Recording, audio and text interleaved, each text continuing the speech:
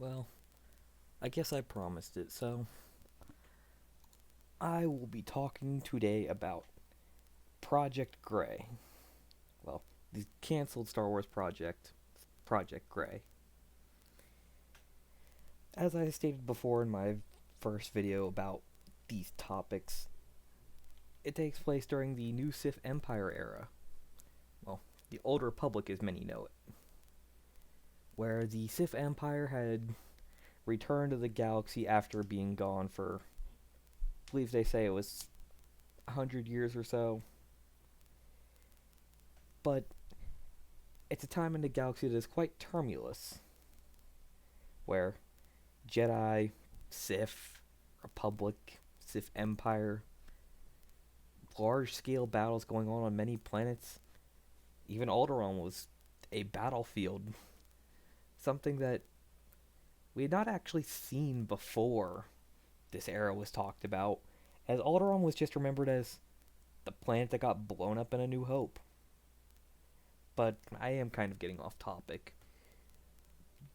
Gray takes place during this timeline, and it's from a side that we've never actually gotten to see in true detail.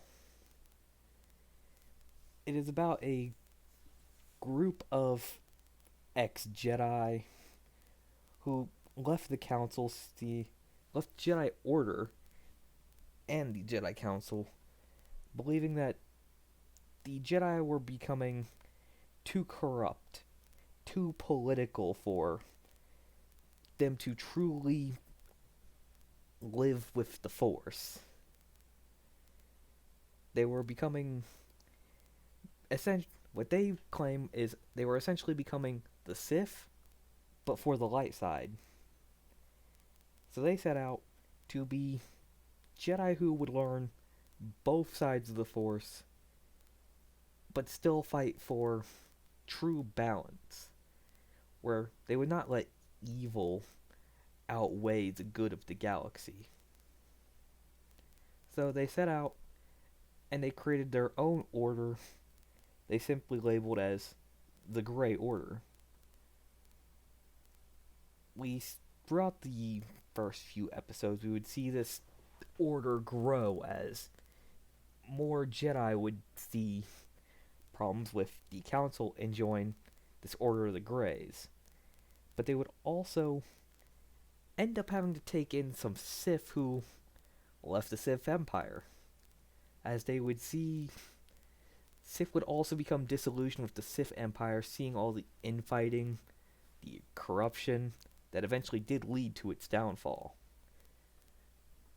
There would be conflict about letting Sith in while Jedi are there, and not knowing if they could trust these Sith, as, for all they know, these Sith could be trying to come in to simply destroy their order. But this is often a few episodes before the actual plot does kick in, so we'll know that the Sith joining their essentially order wouldn't be their downfall, but would actually be the closest thing they'd have to true allies. Because we'd see as time moves along that this order grows and becomes a neutral ground during this long-lasting conflict, where Sith and Jedi would be able to meet on a common ground, where what they fight for doesn't really matter here. They would just be learning the Force and learning to balance it in their lives. Now, the actual conflict begins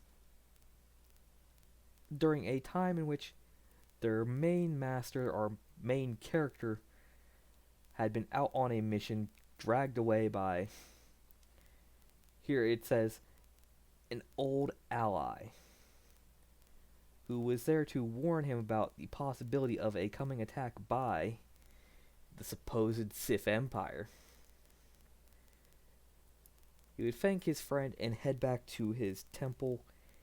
Instead, he would find what used to be his temple, now in smoke, ashes, where a battle had taken place without him knowing. Nobody had been able to contact him. As he arrives, he sees bodies of his former students, but also the bodies of Jedi and Sith, all strewn about, as if somebody had come through and just carved a warpath through his entire council without even sweating an inch or giving up any actual sort of fight. This is where he realizes that this was not the work of one person, but two sides, causing a three-way fight to occur between Jedi, Sith, and his council. He doesn't understand how this occurred. What caused this once neutral ground to become a war zone? As he would walk through he would walk through the remains of this temple that he once called home, finding bodies of his friends. He would find Jedi and Sith still battling each other, even though this fight was considered already over for them. This would enrage him as they're still destroying his temple as he tries to mourn the loss of those who were already there. Gone. He would end up restraining them both using the Force. And this is where we start to see a darker side to this character that claimed to work with the light, where he would interrogate them, forcing them to give knowledge of how this entire battle occurred, why his people were killed when they had done nothing wrong. And he would forcefully extract information. The move that we would see used is the same one we see Kylo Ren using within the sequel trilogy. Extracting information from their minds that creates a list of Jedi involved and Sith who had also conspired to take down this order that was giving the opportunity to Jedi and Sith to learn from one another, creating a faction that they believed would grow too powerful and eventually wipe all of them out. So we would see all the Jedi and all the Sith that have participated, and we would start seeing names get marked off. These are the Sith and Jedi that have already fallen in this initial battle. But we will still see a list of names of people who did not fall.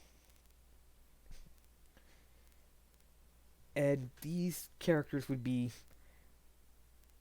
either essentially targets of this master who wants revenge for the death of all those in his order, those who he didn't believe needed to die. Now, you'd think this sounds like a John Wick film where this guy just goes around assassinating everybody. Well, it kind of is built that way, but with a slight twist. One member of his order did survive. A young girl who was actually born within the order, one of a few. She was a lone survivor, hidden away within the temple, only surviving due to the fact that the master came back, knowing of this hidden room she had been trapped in by other members protecting her. She becomes basically the last member of the order, as the master himself nearly gives up on it all. The master seems only driven by revenge, while she is driven to learn more of the Force, still believing that there is some good within even those who would attack their order. The show would essentially follow a back and forth, really, of the master looking for revenge, basically fueling his dark rage, While the apprentice, while she does start to learn alongside his rage, where she becomes a bit more attuned to the dark, she still always is facing to the light side of the force, trying to see the good in even the worst of these malicious attackers. When it comes to the actual culprits that were involved in these attacks, we're going to see both evil Sith, but also darker Jedi who, frankly, attacked the Order because they didn't want this Order to gain power. We'd be seeing Jedi who would essentially just be Sith, and if they'd had a red lightsaber, they would be known as Sith. But we'd also see some Sith that are out in the galaxy that actually try to do good. We see well, a more gray side of the galaxy where all other times we had just been seeing dark and light and just a, that black and white look. I think this would have been interesting if we'd actually ever gotten to see it play out, but these projects did get canceled after all. This one never actually got finished writing. Here I would usually talk about how the story goes about, what characters we'd actually see, battles that take place, but we don't actually have a lot of that information. We just know that a master and apprentice travel the galaxy trying to right wrongs and would eventually build up allies over time that would help them essentially create an order of civilians that don't use the Force but try to help out the galaxy, kind of like a Jedi Order that never got involved with politics. But I'm guessing this really got canned due to the fact that Grey Jedi don't exist within actual canon yet. It kind of seems like something where Jedi we had seen left the Order, such as Ahsoka Tano, for example, the show would have been something like her journey, where we saw how that arc went during Clone Wars. That was the Grace and whatever her sister's name was, that arc. I know a lot of people didn't like it because the characters weren't that likable.